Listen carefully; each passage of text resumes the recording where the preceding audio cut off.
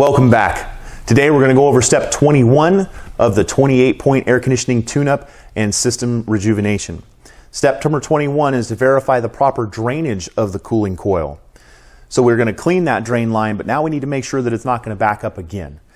So when we go underneath the house to check out the duct system and give you that audit, we want to make sure that that drain line is a smooth, easy slope all the way outside. Normally what we find is a bunch of bellies inside of it where the water just sits, has time to grow funny stuff, and then it clogs everything up. So we can simply move things around, tighten things up, and get you the proper drainage. We don't want any of that water backed up into the duct system. We don't want it backed up all over the house.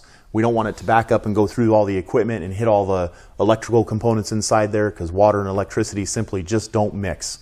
So please, have your tune-up done. Make sure while they're underneath the house, they're checking that drain line to make sure it's got the right slope to get the water outside.